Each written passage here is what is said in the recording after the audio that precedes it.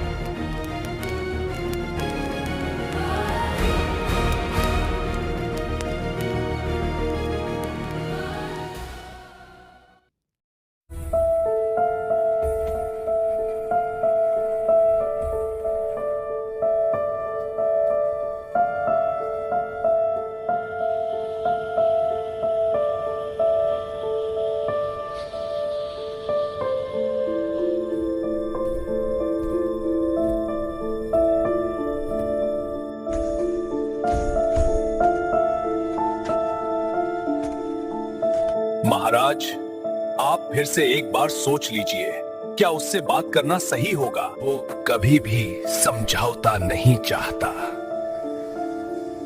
समझौता के अलावा हम लोगों के पास कोई और रास्ता भी तो नहीं है।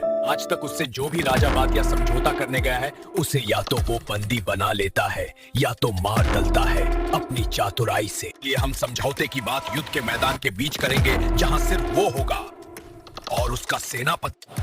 कौन उसका सेनापति? महाराज, आप उसे जानते नहीं, वो एक राक्षस है।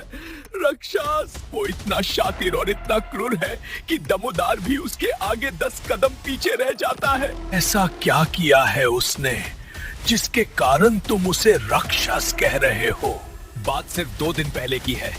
वो मौरी बाजार में आया और निर्दोष प्रजा से अनाज छीन कर ले गया।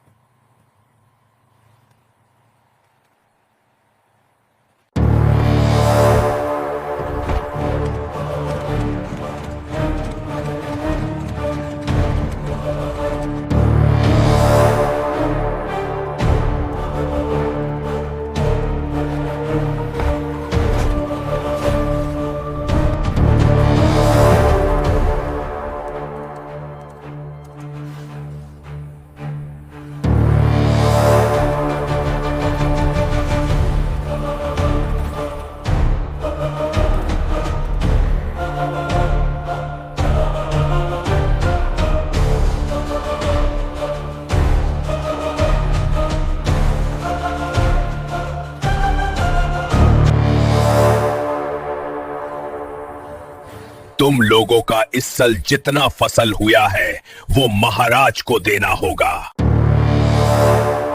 सब एक एक करके अपना अनाज इस गादी में रख दो।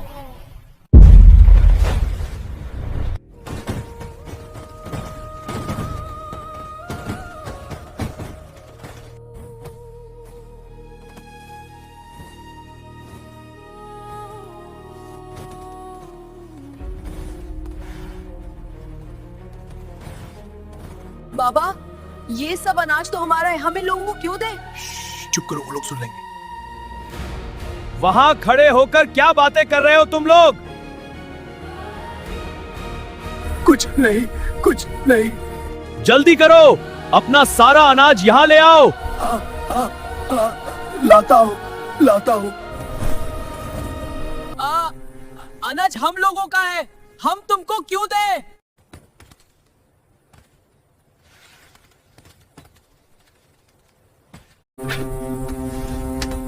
माफ कर प्रभु, बचाना। बाप के लाल।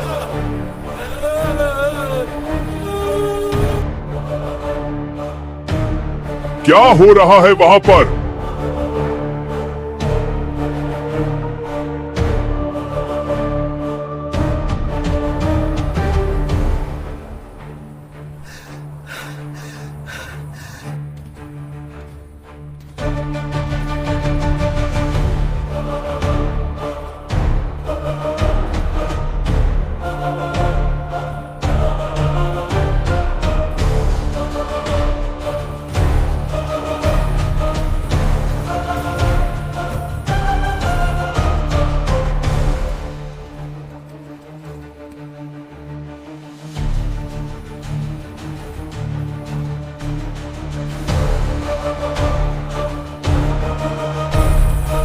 क्या बोल रहे थे तुम?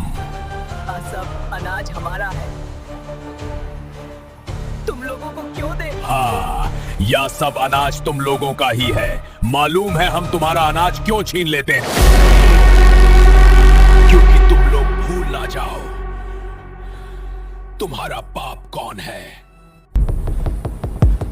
और आज तुमने जो किया है उसे देखकर इन गांव वालों में थोड़ी हिम्मत आ गई है, जिनसे इन लोगों का डर थोड़ा खत्म हो गया है। तो मुझे ये डर बरकरार रखने के लिए क्या करना चाहिए?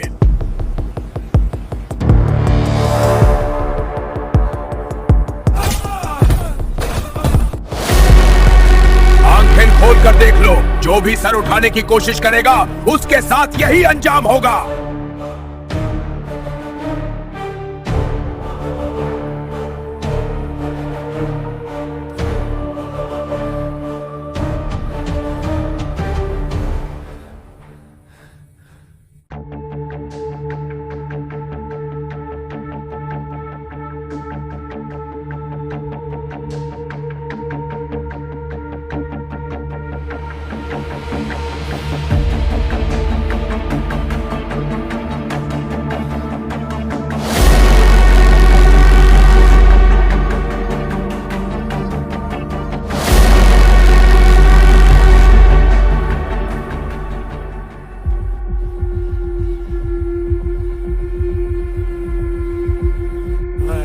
सालों से हमारे पुरखों ने शांति बरकरार रखी है। तुम्हारे परदादा और हमारे परदादा अच्छे दोस्त थे। जब तक वो लोग जिंदा थे तब तक शांति बरकरार थी। जब वो लोग चले गए तो शांति भी उनके साथ चली गई।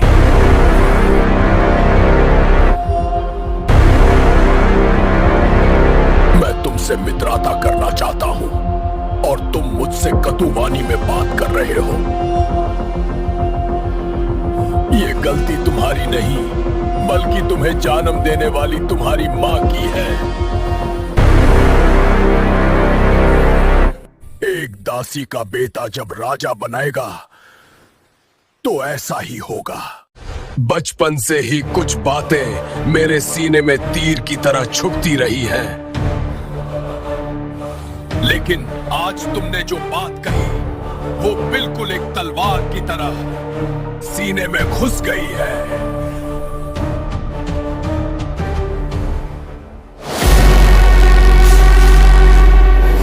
महाराज,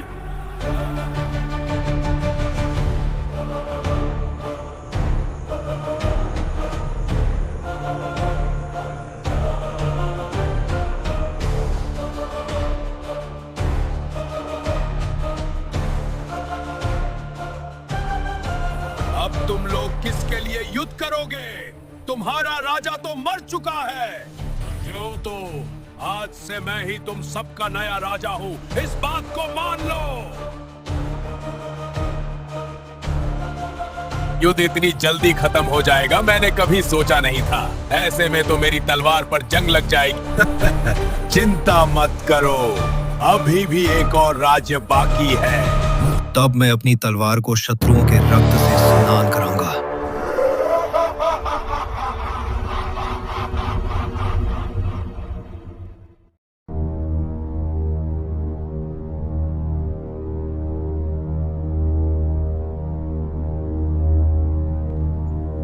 युद्ध की तैयारी कहां तक हुई है?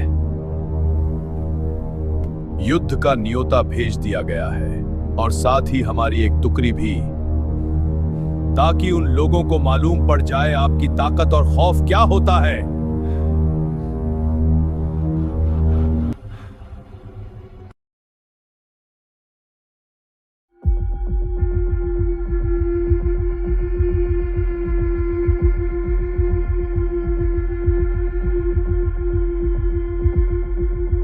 कनक का राज्य के बारे में कोई खबर?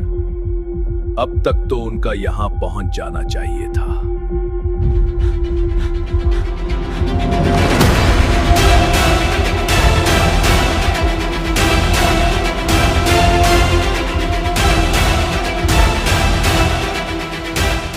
महाराज, वो टुकड़ी सब लौट आई है। ये तो खुशी का समाचार है। तुम इतना घबराकर क्यों बोल रहे हो? मुर्दा! क्या? ये क्या कह रहे हो तुम? हाँ, मैं सच बोल रहा हूँ। ये सब प्रमाण के साथ है। आप बाहर आकर खुद देख लीजिए।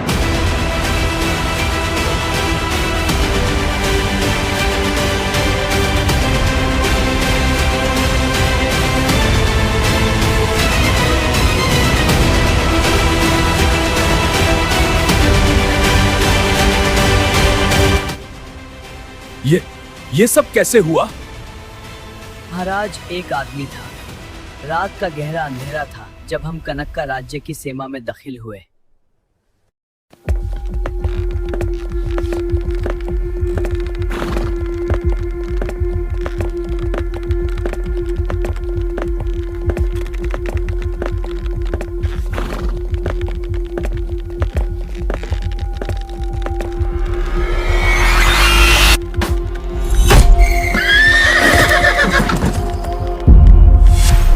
क्या बात है? गाड़ी अचानक क्यों रोक दी? प्रभु, किसी ने हमारी गाड़ी के सामने तीर चलाया है।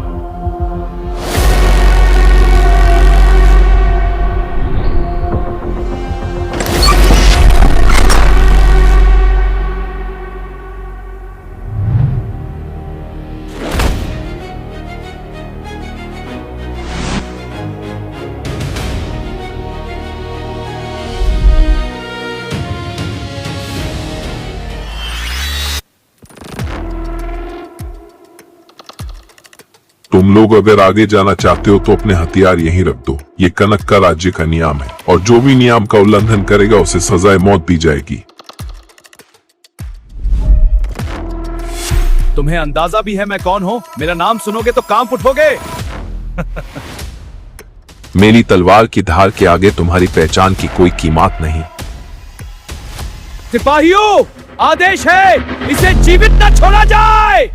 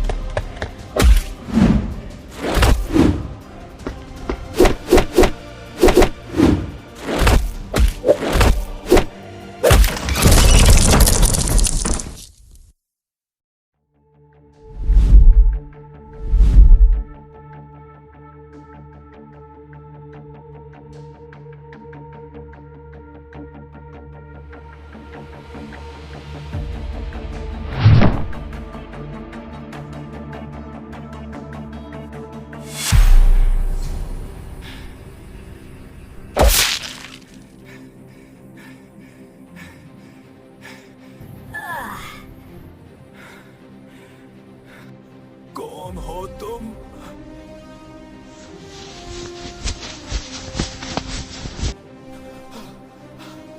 महावीर।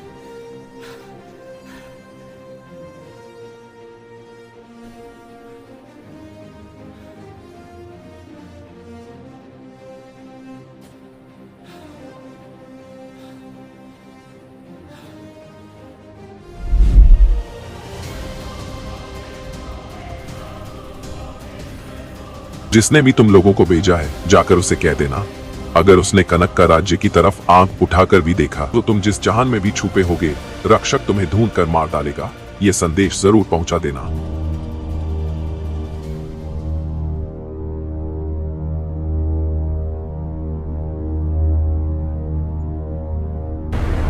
ये तलवार का निशान कुछ जानी पहचानी सी लग रही है।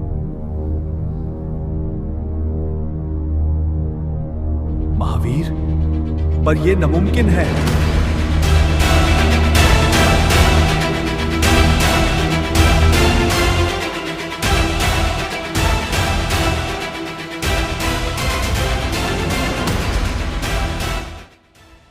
तेरे रक्षक को क्या हुआ है? आज इतना चुपचाप क्यों है? मालूम नहीं, कल रात से ये चुपचाप है। कल रात जो टुकड़ी बिना अनुमति सीमा पर घुस रही थी उनमें से एक ने इसे महावीर कहकर पुकारा है। क्या बात है बेटा, आज इतने खामोश क्यों हो? आप पूछते थे ना कि मैं कौन हूँ, कहाँ से हूँ, आज मुझे सब याद आ गया है। मैं हूँ बहादुरपुर का महावीर सिंह।